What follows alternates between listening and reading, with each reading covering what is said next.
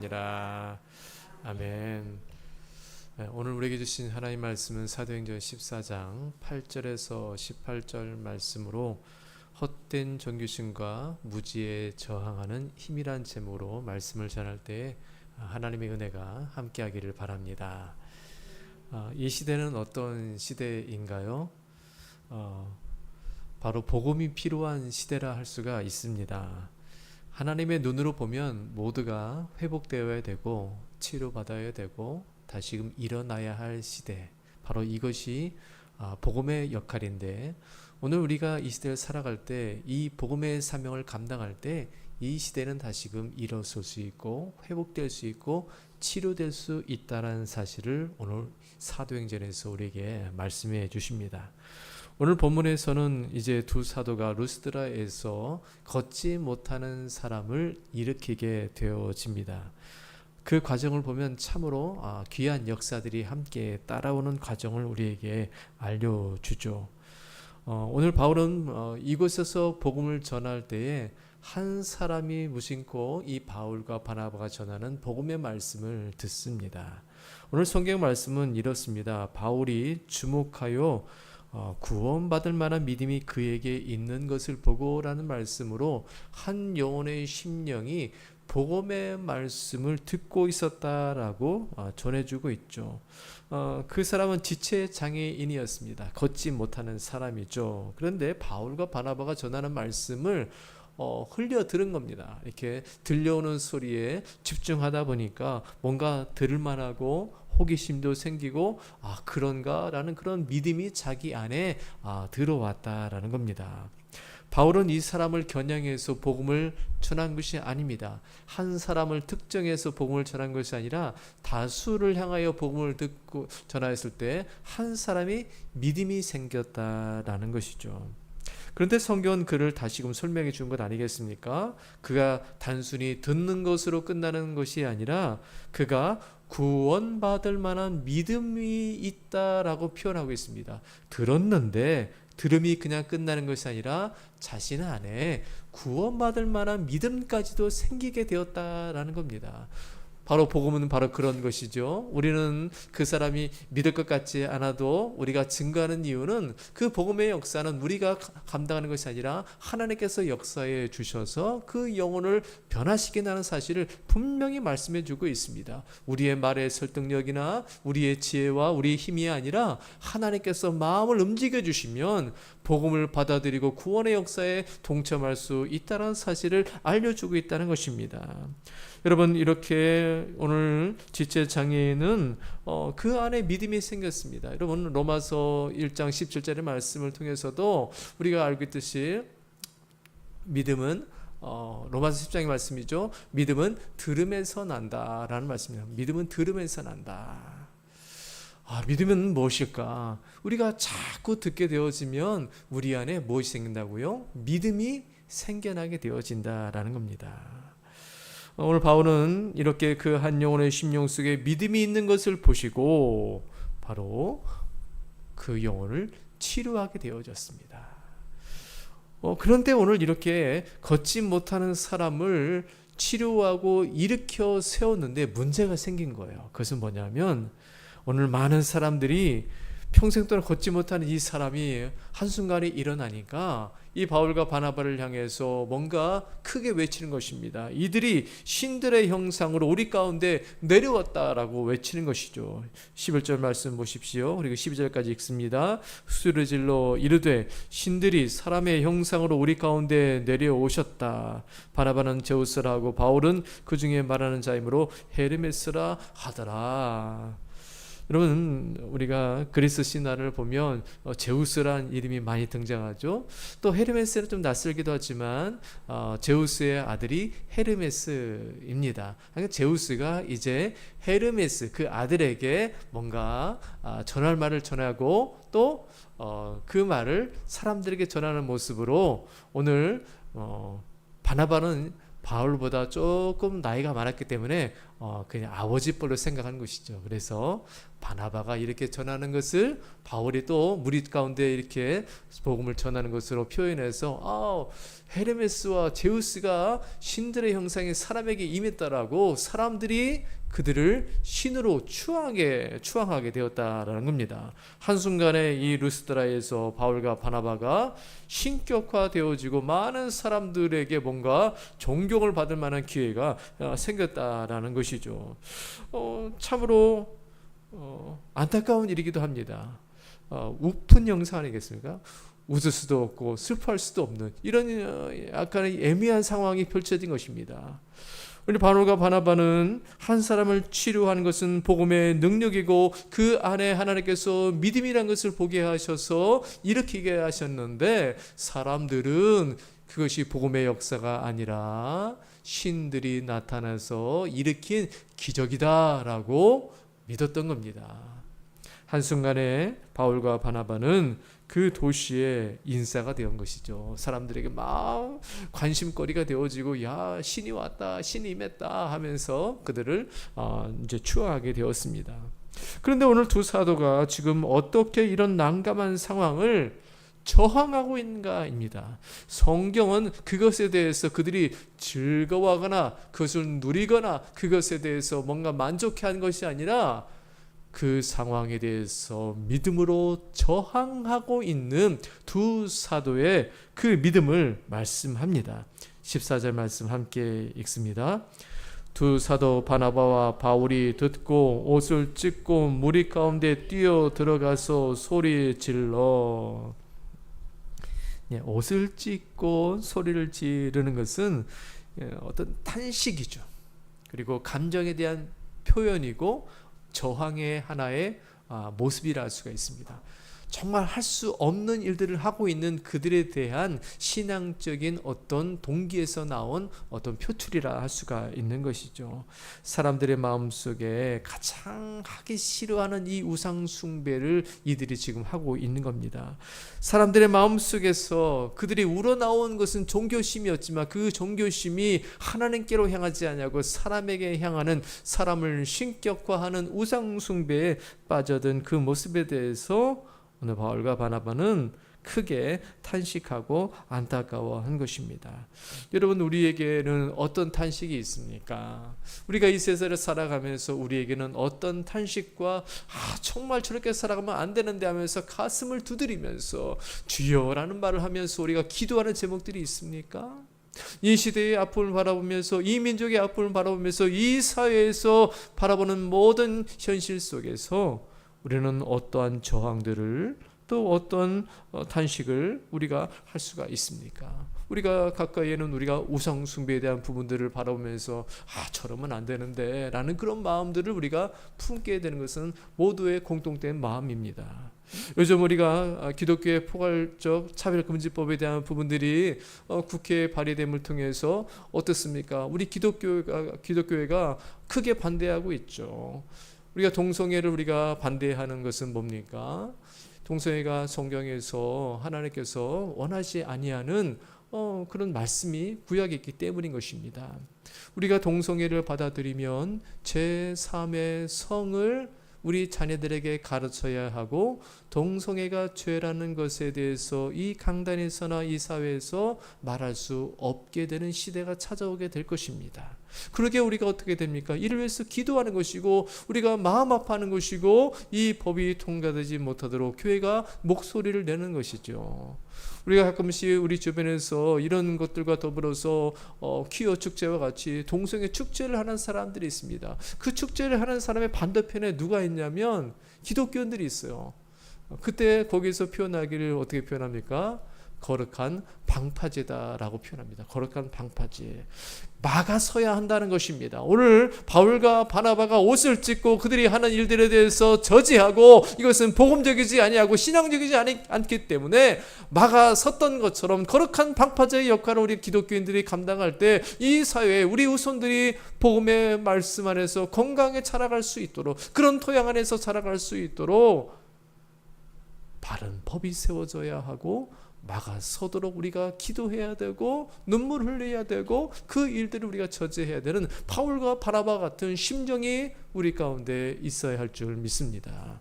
여러분, 우리가 무엇을 위해서 기도해야겠습니까? 하나님, 우리 안에도 주님의 마음을 부어주십시오. 복음의 마음을 부어주셔서 이 시대에 잘못된 악습이 있다면, 잘못된 것들이 있다면 하나님 막아설 수 있는 기독교의 그런 바른 정체성과 바른 진리의 말씀을 우리 가운데 부어주셔서 교회가 이를 위해서 거룩한 방파제 역할을 감당하고 이 시대 가운데 불합리한 모든 것들에 대해서 복음으로 바로 세워갈 수 있는 나라가 되게 해달라고 우리가 기도해야 한다는 것입니다.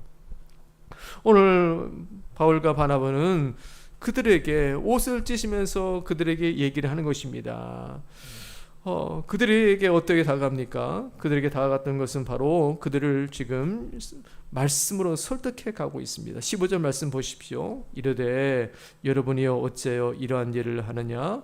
우리도 여러분과 같은 성경을 가진 사람이라 여러분에게 복음을 전하는 것은 이런 헛된 일을 버리고 천지와 바다와 그 가운데 만물을 지으시고 살아계신 하나님께로 돌아오게 함이라. 바울과 바나바가 옷을 찢고 그들에게 하고 있는 이야기는 이 복음을 전하는 이유에 대해서 분명히 이야기합니다. 복음을 전하는 것은 이런 헛된 일이란 것은 바로 우상 숭배와 같이 사람을 우상시하고 사람을 신격화하는 이런 모습들에 대해서 그것을 다 벗어버리고 천지와 바다와 그 가운데 만물을 지으신 창조주 하나님, 살아계신 하나님께로 돌아오도록 이 복음을 전하는 것입니다 라고 이 복음이 무엇인지를 그들에게 분명히 가르쳐주고 있는 것입니다. 그러면서 나도 여러분들과 같은 동일한 성경을 가진 사람입니다. 똑같은 인간입니다. 똑같은 사람일 뿐이지 내가 왜 높임을 받습니까? 라는 그런 말씀을 오늘 전하고 있는 것입니다. 두 사도가 이 복음의 의미를 분명히 말씀하고 있는 것이죠. 이 복음은 사람들이 가던 길을 돌이키게 하고 그리고 그들의 헛된 일을 버리게 만드는 것입니다. 여러분, 사람이 10년, 20년, 길게는 50년 계속 내가 그 일을 계속 해온 것을 쉽게 버릴 수 있을까요? 여러분, 많이 배운 사람들은 그것이 더 어려울 거예요. 어떤 학자들에게 있어서 내 이론이 분명한데 어떻게 그 이론을 버릴 수가 있어? 많이 배운 이 학문에 대한 나의 주관적인 이 의지를 이 성경 앞에서 내려놓고 버릴 수 있느냐? 참 어려운 문제입니다. 그렇지 않아요? 학자의 그 소견과 과학적인 증거와 증명들을 자신이 스스로 이렇게 파헤치면서 어떤 학설로 논설로 논문으로 만들어내는데 이것을 버린다는 것은 쉽지 않죠. 제가 어떤 분과 대화를 하면서 예수를 믿으려면 자신이 술과 담배를 끊어야 한다라는 그런 이야기를 하셨던 것을 들었습니다. 우리 교회에 나오려면 사람들이 다 지금 하고 있던 술과 담배를 다 끊고 나오려니까 사람이 그분들이 교회에 오는 게 참 어렵다라는 표현입니다. 그런데 여러분, 우리가 한 번에 다 끊고 나올 수도 있지만 교회에 나오면서 복음으로 변화되어지고 말씀으로 변화되어지면서 스스로 그것이 끊어지는 일들도 있습니다. 여러분, 물에 어떤 오염물질이 있다면 계속 깨끗한 물을 부어보십시오. 어떻게 되나요? 그것이 희석되어지죠. 어느 순간에는 그것이 오염된 물이었는가? 라고 생각할 정도로 나중에 변화되어져 가는 그 모습이 바로 우리 신앙과도 같습니다. 완전히 우리가 변화받는 것은 참 어렵죠. 우리는 스스로 계속 우리가 성화되어져 가면서 바뀌어져 가고 있습니다. 어제 나와 오늘의 내가 늘 변화되는 모습이 그리스도인의 성화의 삶 아니겠습니까? 마찬가지로 우리가 한 번에 확 바뀌어가지고 이 교회에 나오는 것이 아니라 예수 그리스도를 믿음을 통해서 그 헛된 것을 버리게 되어지고 예수로 채워가는 인생으로 살아갈 수 있는 것이 믿음 생활이라는 겁니다. 여러분, 복음은 바로 그런 것이죠. 복음은 그렇게 삶을 바꿔가는 것입니다. 헛된 것을 버리게 하는 거죠. 바울이 말한 것처럼 내가 지금까지 알고 있었던 모든 것들을 배설물처럼 여기는 것입니다. 여러분, 우리의 지성과 우리의 학문 위에 무엇이 있습니까? 예수 그리스도가 있는 겁니다. 우리는 그 사람들은 생각합니다. 그 지성과 학문의 그 높이까지 올라가면 나는 모든 것을 다 이뤘다고 하지만 그 지성과 학문과 과학 위에 무엇이 있습니까? 바로 예수 그리스도의 진리가 있는 것입니다. 그것을 발견할 때 바울처럼 그것을 배설물로 여긴다라고 고백하는 것입니다. 바로 그런 것입니다. 사람들이 알지 못했던 모든 것들, 세상 많은 사람들이 헛된 것을 쫓아가는 그들에게 오늘 바울은 창조주 하나님이 누구신지를 분명히 알게 했다라는 겁니다. 여러분, 종교개혁자 루터는 그가 종교개혁을 하게 된 그 모든 과정에서 보면 그는 정말로 자신이 죄인이라는 사실에 너무나 민감했습니다. 이 죄의 문제를 어떻게 해결할 수 있을까? 그는 2개월가량 로마에 방문한 적이 있었습니다. 그곳에서 라테라노 성당에서 28개의 계단을 무릎으로 이렇게 올라갔다고 하죠. 왜 그렇습니까? 자신의 죄를 반성하며 뉘우치는 마음으로 그 계단을 올라간 것이죠. 여러분, 그렇게 자신의 죄를 뉘우치는 건 참 보기 좋은 것입니다. 그러나 그 모습을 통해서 나의 죄가 씻겨진다고 생각한 것은 잘못된 것이죠. 여러분, 루터는 종교개혁을 일으켰을 때 의인은 오직 믿음으로 말미암아 산다는 사실을 로마서의 말씀을 발견한 이후에 그는 깨닫게 된 것입니다. 자신의 행위가 아니라 내가 구원받고 용서받는 것은 오직 의인은 믿음으로 말미암는 산다는 이 말씀을 믿고 종교 개혁을 하게 된 것이었습니다. 여러분, 우리는 복음의 말씀을 제대로 깨닫게 되어지면 우리가 했던 모든 것에 대해서 다시금 다 새로운 생각과 마음으로 돌아서게 되어집니다. 하나님께서 우리에게 중요한 것을 보게 하셨을 때 그 내가 중요했던 모든 것들을 내려놓고 버리게 된다는 것이죠. 그것이 바로 복음이라는 것입니다. 오늘 이 루스드라에서 행한 이 모든 일들에 대해서 바울은 그들에게 잘 설명해 주고 있는 것입니다. 이것은 무엇이고 또 우리가 이렇게 복음을 전한 이유는 하나님께로 돌아오고 여러분들이 지금 하고 있는 모든 것들이 얼마나 헛된 것이고 얼마나 헛된 것을 쌓아가고 있는 것인지에 대해서 돌아서도록 말씀을 바로 전하고 있는 것입니다. 그리고 오늘 바울은 결론적으로 17절 말씀으로 이렇게 전하고 있습니다. 우리 17절 말씀을 함께 읽습니다.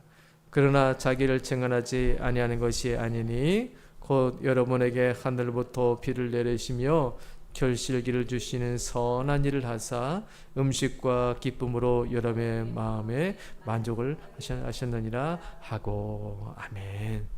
창조주 하나님에 대한 이야기를 쭉 하면서 지금 여러분들이 먹고 즐기고 생활하는 모든 것들이 다 누구에게서 왔다는 겁니까? 하나님께서 결실기를 허락하시고 비를 주시고 열매를 거둘 수 있게 하신 분이 하나님이십니다 라는 것을 말씀하고 있는 겁니다. 여러분, 그들에게 있어서는 신에 대한 관념, 신이 우리에게 뭔가 제공하고 신을 뭔가 문제가 생기면 신을 달라야 되고 제사를 드려야 했던 그들에게 있어서 하나님이 누군지에 대해서 바울이 얘기하는 것입니다. 어떤 제우스나 헤르메스가 아닌 바로 창조주 하나님이 여러분들을 먹이고 살리고 입혀주시는 분이시다라는 사실을 바르게 알려준 것입니다.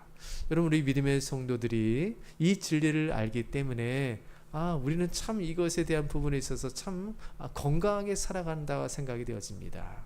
우리가 감사를 아는 것이죠. 우리의 수고가 아니었다는 사실을 고백하게 되는 겁니다. 내가 지금 누리고 있는 거, 내가 지금 이렇게 풍요롭게 살아갈 수 있는 거, 내가 이렇게 정말 하나님의 보호를 받고 살아가는 것은 다 전적인 하나님의 은혜다라는 사실을 우리가 고백하는 것입니다.